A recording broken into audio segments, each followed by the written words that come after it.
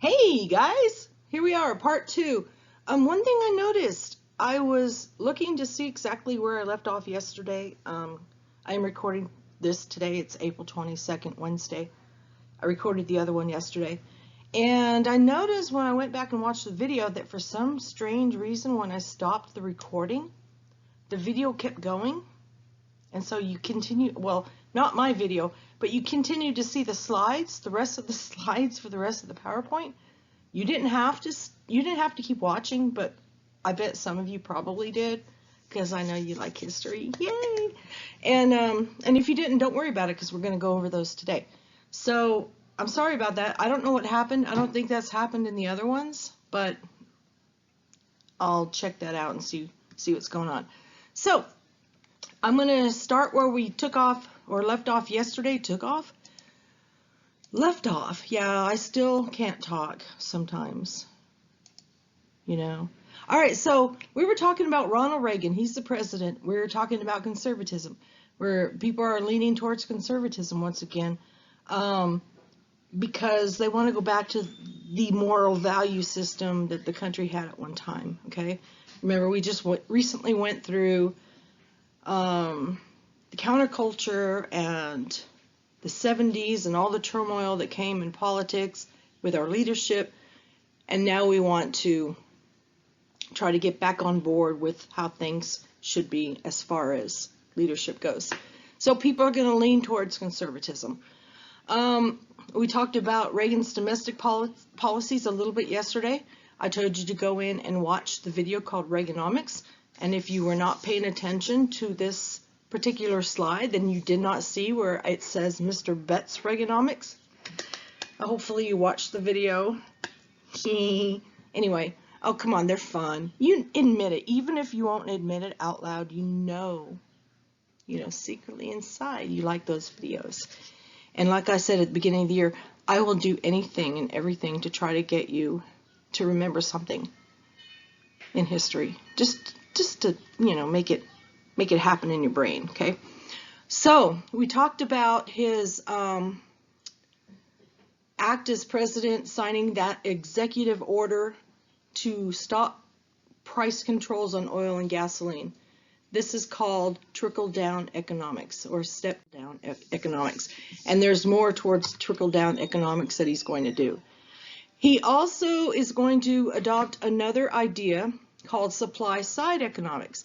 And this is when the economic theory that lowers taxes is going to boost the economy as business and individuals invest their money, thereby creating prosperity and economic growth that will offset the tax cuts. That's the formal definition. Basically, what that means is that they're saying that if you lower taxes, then people are going to spend more money, and people will also invest their money, and this is going to create more money, okay? And it's going to offset all those tax cuts. So he's going to ask the Federal Reserve to raise interest rates and ask Congress to pass a massive tax cut. Remember we talk about and I didn't draw it yet, but you know what I'm talking about if you've been watching my videos, the little political spectrum that I'm always doing where I'm, drawing the arch, and I put your Democrats on one side and Republicans on the other. And Republicans tend to want a smaller federal government. They want more states to have more power, but the Democrats would rather have a larger federal government and more programs, right? And one of the ones I always bring up is Reagan over here on the Republican side. And we have FDR with his New Deal, and you get the point, right? Yeah.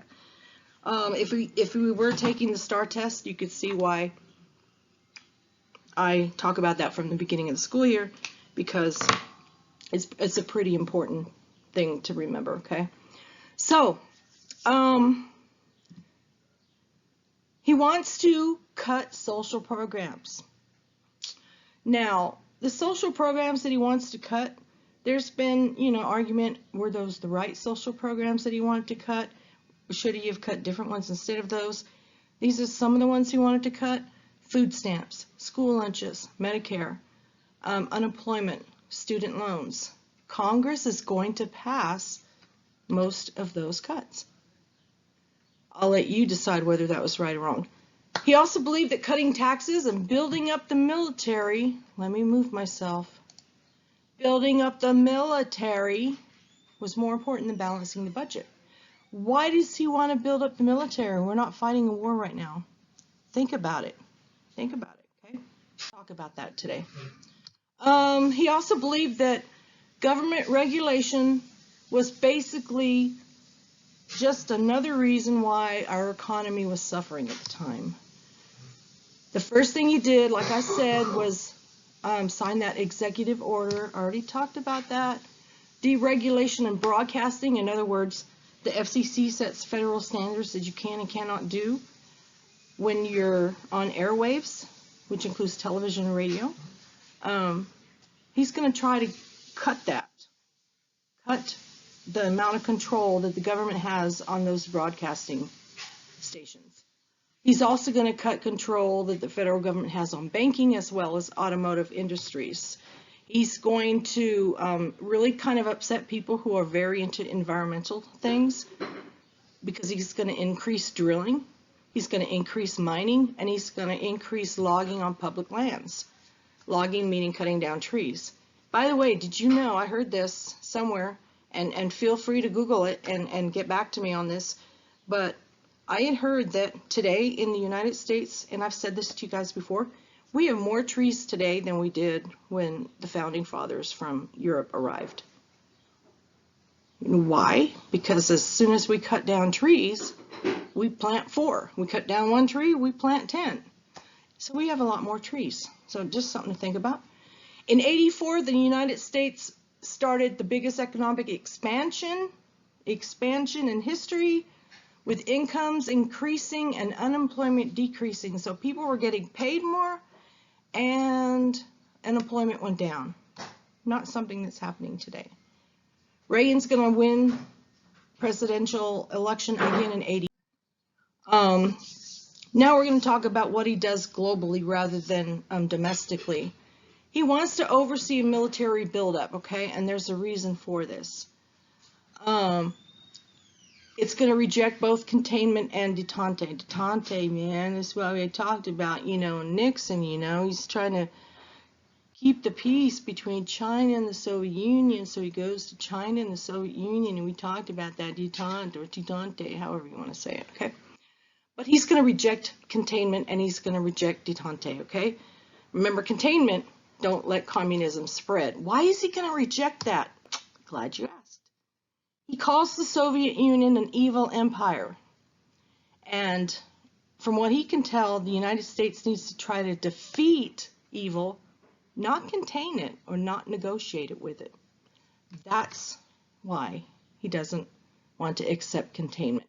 He's going to build up the military because he feels like there is peace through strength. It's the only way to deal with SU. Massive buildup is basically going to cause the Soviet Union to build up their military. Therefore, because of their economic turmoil they are going through, it's going to hurt them, okay? Military buildup is going to create a lot of jobs in defense industries for Americans. That makes sense. Supply side economics. They predicted that even though we're spending still lower taxes and cuts in government, it's going to cause enough revenue growth to balance the budget. So we're hoping that the budget's going to be balanced. Sorry, I'm laughing because it's been a very long time. Once ever has the budget ever been balanced. So although tax revenues rose, Reagan could not cut popular programs all the way. This is going to allow the budget deficit to go from 80 billion to 200. So we're more in debt now. So we're going to turn our attention out of something. Remember, he is totally against communism. He wants to eliminate it, not just stop it from spreading. He's going to do something. He wants to overthrow communist or pre-Soviet governments. So he's going to he believes that the United States should support guerrilla groups, those groups that were trying to overthrow those communist governments. So basically you have a communist government, say in Nicaragua. Then you have a group of people that are trying to overthrow that government. They're not communist. He's going to support those groups. Does that make sense? It should. So let's see what he does. 79 Soviet troops invaded Afghanistan. Reagan sent many dollars in secret military aid to Afghan guerrillas. Okay, this is, you know, one of our biggest first involvements with Afghanistan. He's going to send aid to these Afghan guerrillas. They were trying to overthrow the Soviets. Okay, the Soviet economy, it hurt the Soviet economy. Many casualties happened. Soviets basically ended it in '88. Then we have these rebels, remember sign language, rebels, that's a sign for rebels. They're going to call the Sandinistas, they're going to be called the Sandinistas. They had overthrown a pro-American dictator in Nicaragua in '79. Then they set up a socialist government and they accepted Cuban and Soviet aid. Nicaragua, yeah, that's just kind of south of us, right? Concerned because of the Soviet influences in Nicaragua, so close to us, the Nixon administration is secretly going to start arming these anti-Sandinista guerrilla forces. Those are known as the Contras. Starting to sound familiar, you might have heard about the Contra thing. Yeah. Congress found out and they said, no, no more. You cannot give any more money to the Contras. You can't do it. Stop, Mr. President. Okay, is that going to stop them? In Grenada, radical Marxists overthrew the left-wing government. Okay, some radical Marxists, they're going to overthrow the left-wing government. Marxists basically are your communist ideals. Karl Marx was the one that originally had all these ideals for communism. They're going to overthrow that left-wing government, left-wing, more liberal government in '83. So Reagan's going to send troops to hurry up and defeat the Grenadian and Cuban soldiers. And a new anti-communist group is going to take over there. So Congress banned aid to Contras, right? Many in the administration, secretly and illegal, still continue to give them stuff. They also secretly sold them things. They sold things to Iran, who was actually an enemy and sponsor of terrorism. Now you're going, oh, Iran, yeah, Iran's so far away. Sorry, had to go there. Yeah, they were a sponsor of terrorism, and they still are today, right? They did that in exchange for the release of American hostages in the Middle East. Remember we talked about the hostages. That one ordeal where they had those hostages for 444 days. That's not what this was, but they did have hostages again. Not as big of a deal, not as long, and not as big of a group, but still, nonetheless, there were more hostages later. So all of these profits are going to be given to the Contras. In '86, U.S. Marine Colonel Oliver North, he was a national security guy. CIA officials basically admitted before Congress that, they had covered up their actions. So they covered up what they were doing, okay? But he knew what they were doing. So Reagan decides to place missiles in Western Europe to counter Soviet missiles. All right.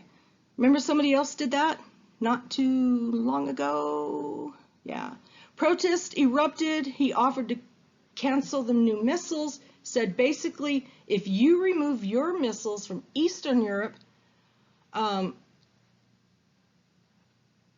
then we will. And he also said, hey, strategic arms reduction talks start. That was the nickname for that.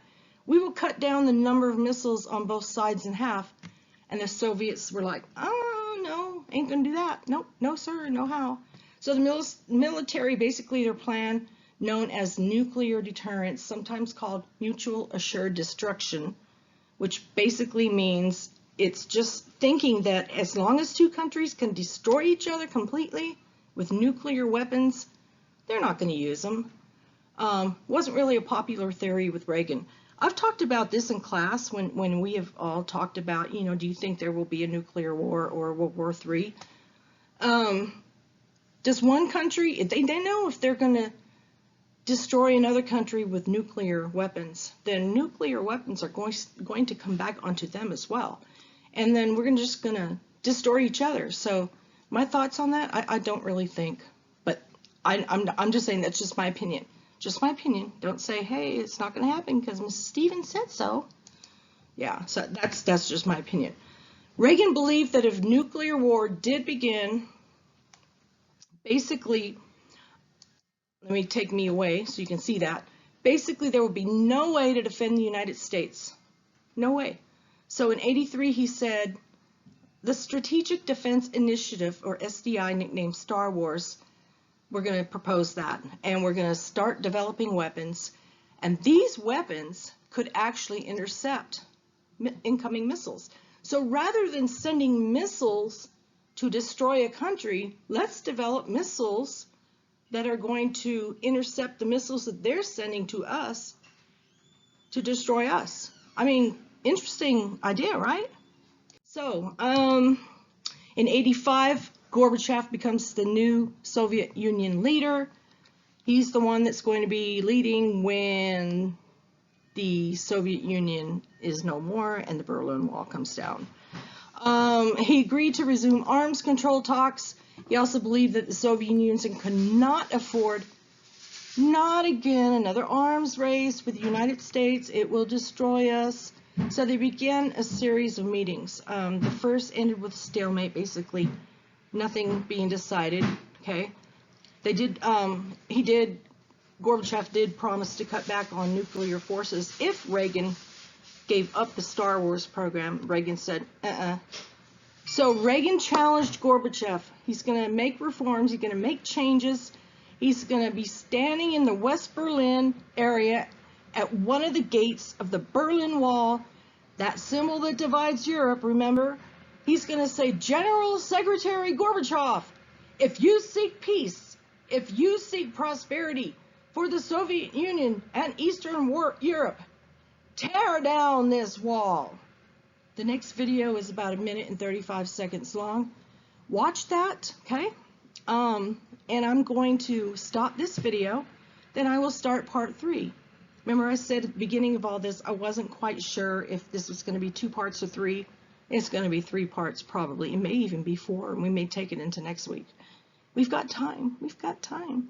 Most of modern America is going to be centered around 9/11. So anyway, go back to Schoology, go back into the New National Direction folder, open up the Resurgence of Conservatism, and find the link that says tear down this wall, and watch that video. And then when you're ready and you feel like it, you could do it today. You don't have to do it today. You could do it tomorrow. Watch part 3 of the Resurgence of Conservatism. Questions, please email me, guys. I've tried to send messages to everybody. I'm calling. I'm almost done with calling. If I haven't heard anything from anybody, I will be calling your house. So just be aware. And miss you guys. See you later. Watch the video. Tear down this wall. Yeah.